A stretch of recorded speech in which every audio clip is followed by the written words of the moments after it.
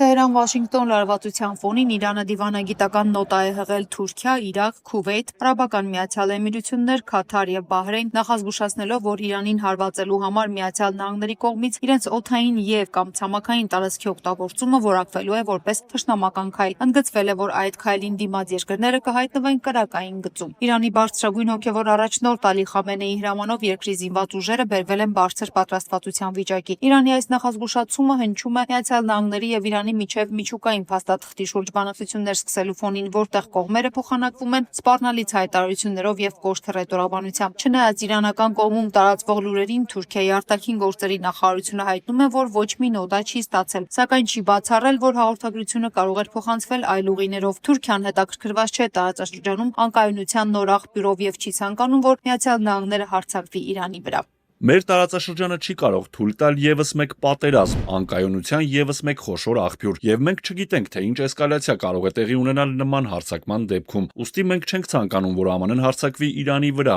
Մենք պետք է, ինչպես եւ անցյալում, տեսնենք երկու կողմերի եւ շահագրգիռ կողմերից անցկացվող խաղաղ բանակցությունների մասին եկող տեղեկատվությունը։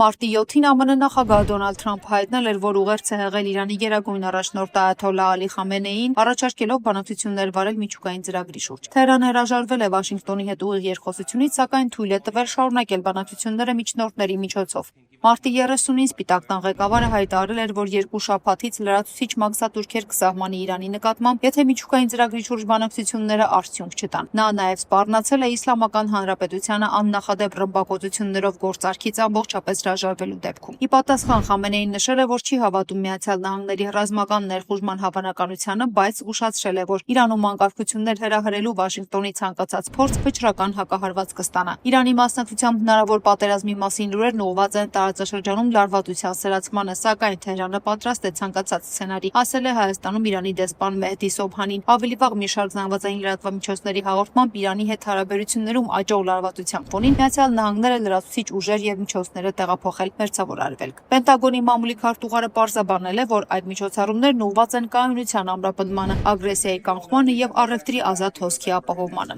Հիմնականում դրանք տեղեկատվական դաշտում տարածվող խոսակցություններ են։ Նպատակն է արհեստականորեն սրել տարածաշրջանի իրավիճակը։ Այդ խոսույթներն ու դրանցով ձևավորվող հոգեբանական մթնոլորտը մեզ վրա չեն ազդում։ Միևնույն ժամանակ մենք կարծում ենք, որ դիվանագիտության պատուհանը բաց է մնում։ Մենք պատրաստ ենք ցանկացած արկածախնդրության։ Նրա խոսքով նման արտահոսքերը միտումնավոր են ստեղծվում եւ ծառայում են կոնկրետ նպատակների։ Չնայած Իրանը մերժել է ԱՄՆ նախագահ Դոնալդ Թրամփի ուղիղ բանակցությունների պահանջը, այդուամենայնիվ ցանկանում է շարունակել անուղղակի բանակցությունները Օմանի միջոցով, որը մրցակից պետությունների միջև հաղորդագրությունների փոխանակման երկարամյա ուղի է։ Անուղղակի բանակցությունները հնարավորություն են տալիս գնահատել Իրանի խնդրի քաղաքական լուծման հարցում Վաշինգտոնի մտադրությունների լրջությունը։ Ըստ փորձագետների, թեև այդ ճանապարհը կարող է փշոտ լինել, սակայն նման բանակցությունները կարող են սկսվել շուտով, եթե Միացյալ Նահանգները աջակցի դրանց։ Իսրայելական տարբեր լրատվամիջոցներ էլ վերջերս պարբերաբար գրում են, որ Սիրիայում նոր լարվածություն է հասունանում, սակայն այս անգամ Իսրայել-Թուրքիա փոխհարաբերություններում պատճառն այն է, որ Սիրիայի նոր իշխանությունները որոշել են թուրքական ռազմական ներկայությունն ավելի քան լեգիտիմացնել Սիրիայի տարածքում եւ Պալմիրա քաղաքի մոտակայքում Թուրքիային տարածք տրամադրել զորամիավորման տեղակայման համար։